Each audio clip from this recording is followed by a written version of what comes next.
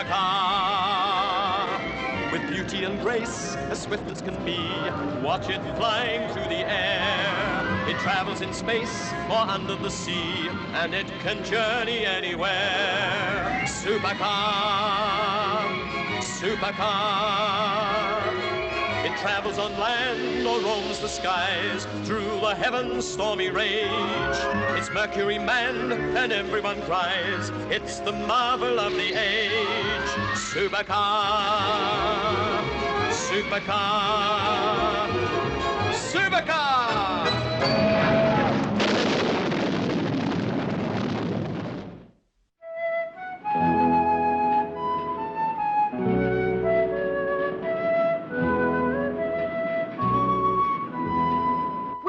Listen to that wind now. It's a night for the little people, that's what it is. Little people indeed. I hear nothing but nonsense wherever I go. You'll be telling me next the place is infested with smugglers. It is. Ah, and there's worse than smuggling goes on in these parts. Some say 'tis the big man himself has a hand in things. Or his men anyway, for a fact. Ah, fiddle. I shall retire to a corner and read.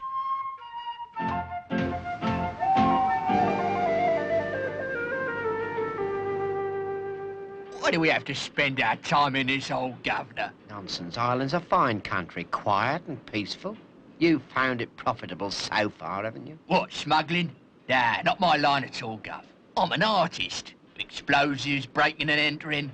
Not smuggling. That's amateur stuff. Oh, for Pete's sake, let's get inside before I catch pneumonia.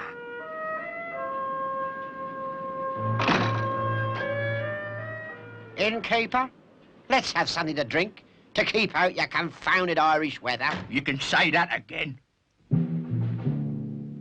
It seems to me I've seen those two gentlemen somewhere before. Hurry, please. We've got work to do. Oh, not on a night like this, we ain't, Gov. On any night, Judd. Any night the big man tells us, see? 'Tis two of them. I thought I'd seen them. Hold your tongue, Eileen. It is. They work for the big man. I'll not have 'em here.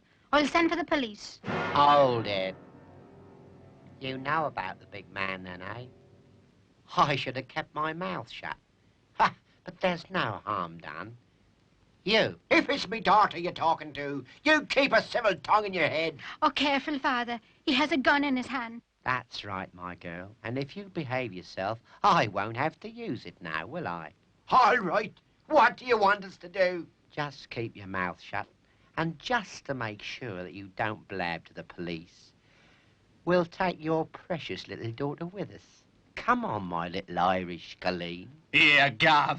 I don't know I like this. I know what I'm doing. Now, come on.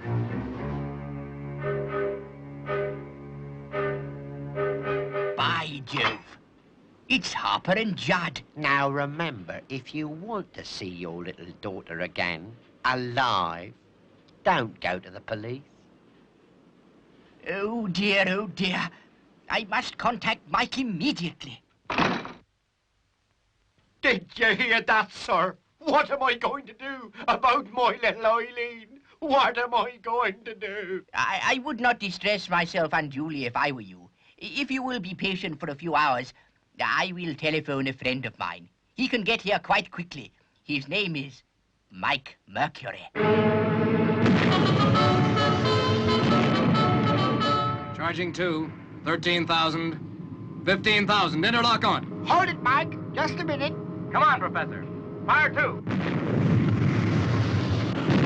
Take it easy, Mike. Come on, let's get going. It sounds as if Beaker needs our help kind of urgently. Okay, Mike. Roof doors opening. Roger, give me full boost.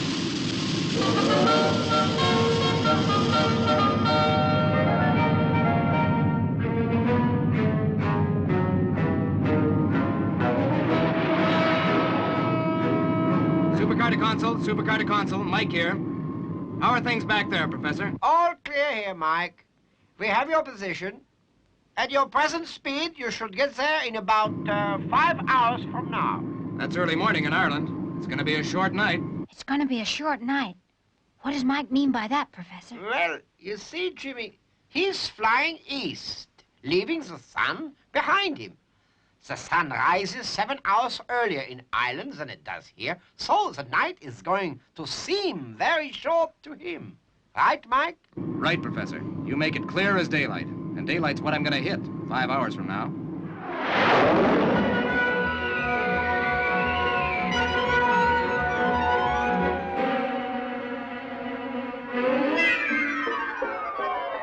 Now, you were saying that your daughter... The doctor here thinks he knew the two that took her away with them. I believe, Mike, they were, Harper and Judd. Harper and Judd, eh? I'd like to get my hands on those two again. But the first thing we have to do is find where they are. I hope you spent a comfortable night, Eileen. I did not. The place is a pigsty, and it's Miss O'Farrell to you. I beg your pardon. I'm sure if you find it inconvenient... It's more than sorry you'll be when me father gets his hands to you. He's a terrible temper with him, and serve you right, too. There's many a pound I'd pay to get me hands on the pair of them. But they come and go as they please, and there's nothing I can do while leaving me poor Eileen a prisoner. You don't know where their hideout is? I daren't follow them, sir. And this is a terrible hard place to move about in at night anyway. What do you think, Doc? Shall we try our old trick? I don't see why not. It's worked before. And our friend Judd would steal anything, I'd say, wouldn't you? Ah, precisely. We will await their next visit to the village and prepare our trap. With that as bait. Sorry we've got to lock you in again, my dear Miss O'Farrell. We have to go to the village, and you'll have to stay safe here. Yeah. Sorry, miss. Oh, good, the both of you. I can do without your company. Poor father. He'll be worried, and he'll not be able to do a thing about me. That's a strange thing you have there, sir. And you say you can follow them with that wherever they go? That's about it. Dr. Beaker will listen in on the other set over there. That is, if they take the bait. Right. And keep your thieving hands to yourself this time, Judd. We only need supplies. Got to keep me hand in, Gov. Stealing things is more of a habit like with me. It's a habit you could well do without. Come on. You again. You'll what, Mr. O'Farrell? We still have your little Eileen, remember? We want food. Now, here's a list. And anything special you'd like your little daughter to have, put that in too. We want to look after her, don't we?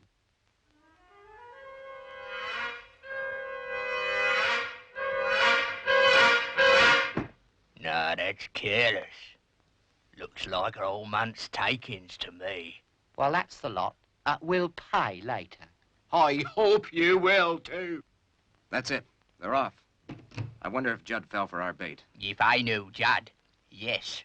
And good riddance to yous. And I'm glad to see you've taken more than your supplies away.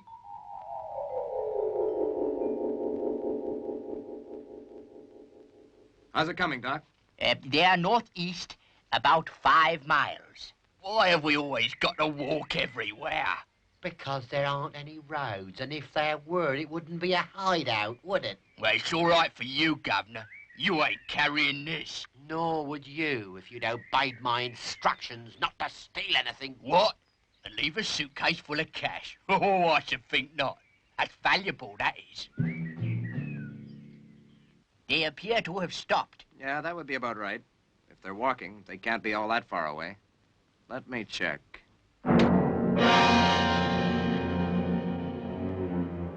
I hope you've been all right, my dear. It's no thanks to you if I have. What's that? Oh, just something I picked up, you might say, miss. From your father's bar. What is it? Money. Full of £1 notes, that is. Must be more than 500 quid there. Isn't that the likely thing now? As if my father would have a case with £500 in it. And even if he had, do you think he'd leave it out for the likes of you to take? Listen. I thought I heard something. I make that 986 5,500. Yeah, that's 5.5 miles northeast of here, then. That is correct. But this portable set is not very accurate, you know. It's a pity. This could be a difficult place to search, even with Supercar. It's talking, Gov. It's these little people they all talk about round here. I swear it is. Be quiet, you fool. I know those voices. Stone the crows. Now listen, Judd. That suitcase was a trap, see? It's a radio. Hear everything we say, so we'll turn it to our advantage and tell them everything we want them to know. Can't you get it a bit more accurate than that, Dr. Beaker? It would help. Yeah, I'll try again. Oh, hello, it's on talk. It must have been switched on by accident. Oh, I hope they haven't heard us. I doubt it. If they did, they probably thought it was... Shh. Listen. Well, tonight's the night. The helicopter comes, isn't it, Judd? That's right, Governor. You go out and put the landing lights on, then. We don't want the pilot to miss the spot, do we, Judd? Evidently, they didn't overhear us, Doc. Or they wouldn't have been so obliging as to tell us they were laying out landing lights. Yes, most useful, I'd say. Will you wait till nightfall, then, Mike? Yeah, I sure will. Why should I waste time searching around now when I can spot them in a couple of minutes by the landing lights? I'll bring Supercar right down at their front door. That's it, Judd. Put them nice and close together. We want Mike Mercury to make a nice, accurate landing, don't we? On top of that... Exactly, my dear Judd. On top of that. Until tonight, then, Mike Mercury.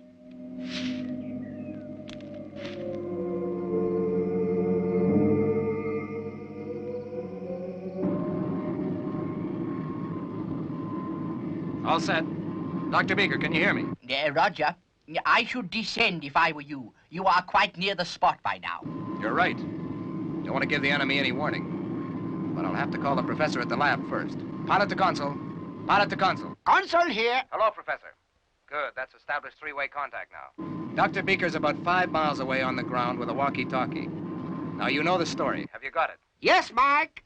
Good. I'll rescue the girl and get out fast. I hope. I think I hear him, Judd.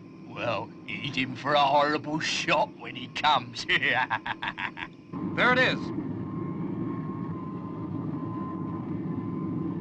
Going down now. Keep in contact all the time. Beaker, Professor? Yes, Mike? Right, Mike. We are with you. Here goes, then.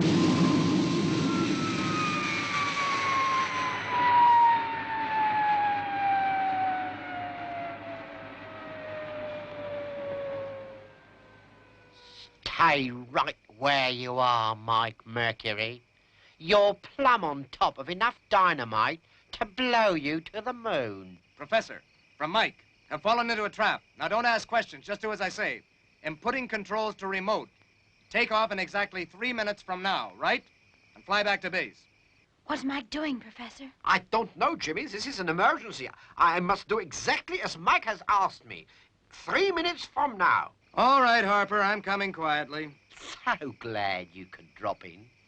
Come over here and don't try any tricks, or your supercar goes up in smoke, see?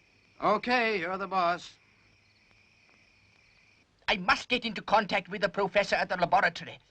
If this small set will reach America. This is Mike Mercury, Miss O'Farrell, who's come to pay you a visit. But tell me, why have you left your engines running? Well, I'm not staying long. Just long enough to collect Miss O'Farrell. Really? What makes you so confident of getting out at all? Because if you push that plunger, you blow us all sky high. We're far enough away to be quite safe. Okay, Judd. Let her go. Hold it. Supercar contains a secret rocket fuel. We might be quite safe from your dynamite, but if Supercar explodes, it'll blow this farmhouse clean off the face of the earth. Hello, Consul. Beaker calling on 28.6 megacycles. How now? Hello, Beaker. This is better. Strength 5. Professor, I have lost contact with Mike. He is in difficulty, I'm sure. We know, Doctor. We are taking Supercar off without him in 1 minute from now. Roger. I'll approach hideout on foot. I shall take the radio with me. I think you're trying to kid us, Mike Mercury. I don't think your rocket fuel is that dangerous. Don't you? No, I don't. Well, there's one way to find out. Try it. That's just what I'm going to do. Okay, Judd. But, Gov. Judd. All right, Gov.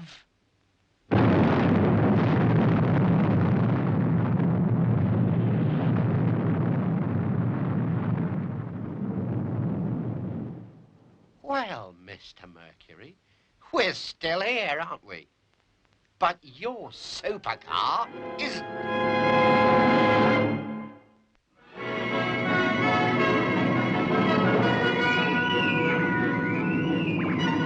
Take off satisfactory. Watch the track for me, will you, Jimmy?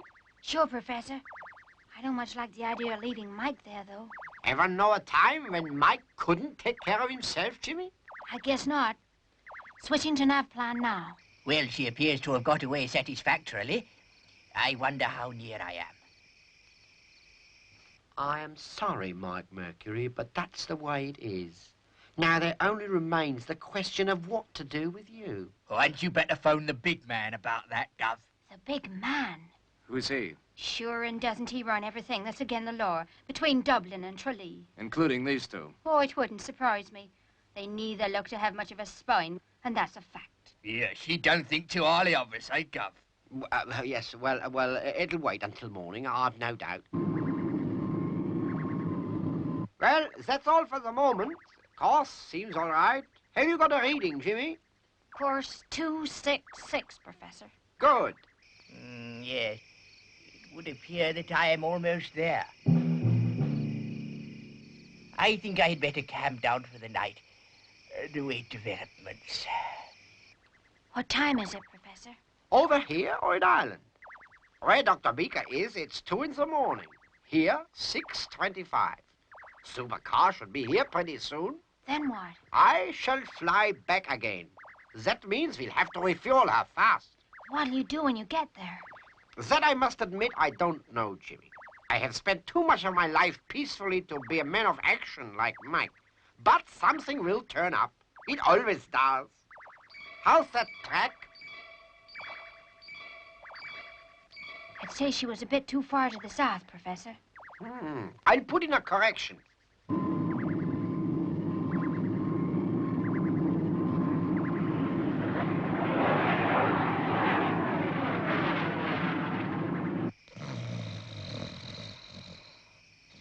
$2:30. Supercar ought to be there by now. Is that supercar I can hear now, Professor? Quite right, Jimmy. I'm opening the roof doors now.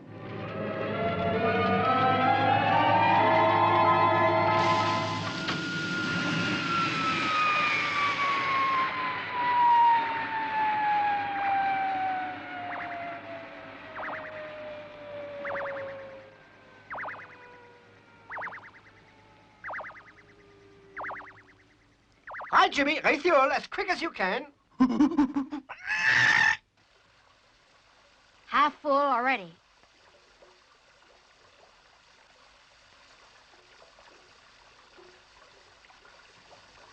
That's it, Professor. Ready when you are. 15,000. Interlock on. 5-2. Full boost, both engines. Haven't you forgotten something, Jimmy?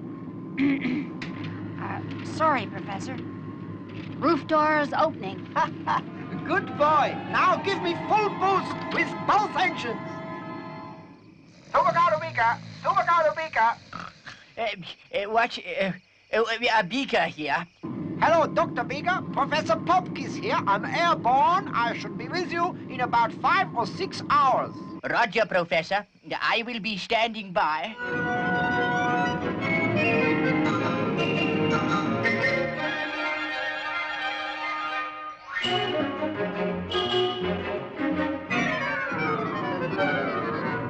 Hello, Beaker.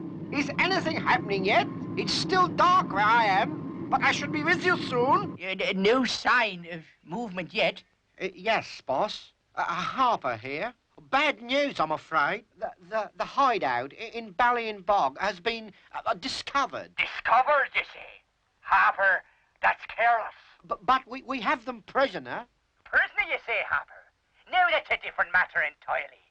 And what is here? Blow the place up. Blow it up? But, boss...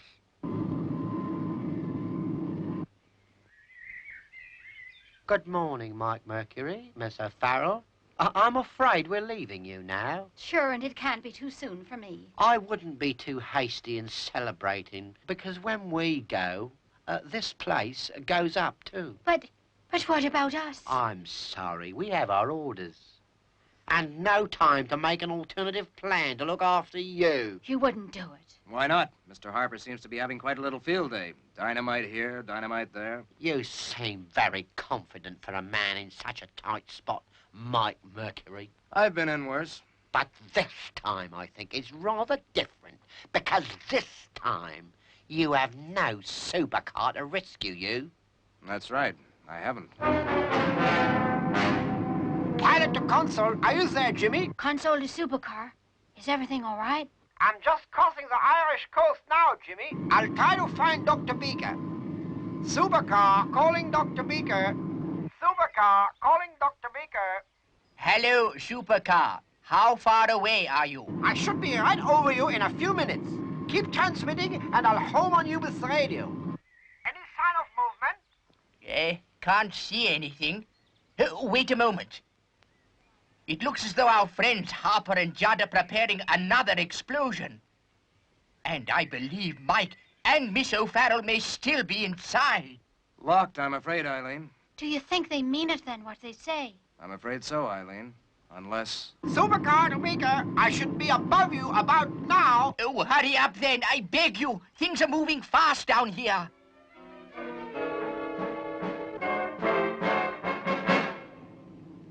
Can you hear anything, Governor? It can't be. Not Supercar. We destroyed it.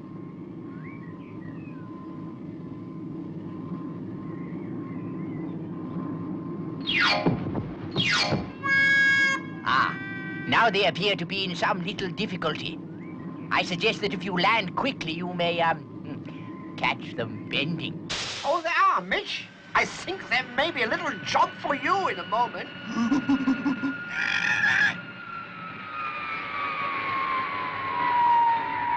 Here, Gov. It's coming down right on top of us.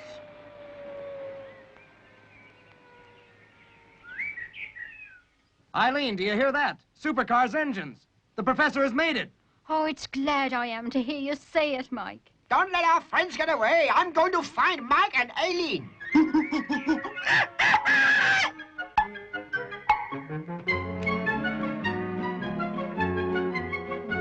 Mike! Are you all right? Sure, and it's glad I am to see you, Professor. We're fine. But don't let those two get away. It's all right. I have someone looking after them. Come and see for yourselves.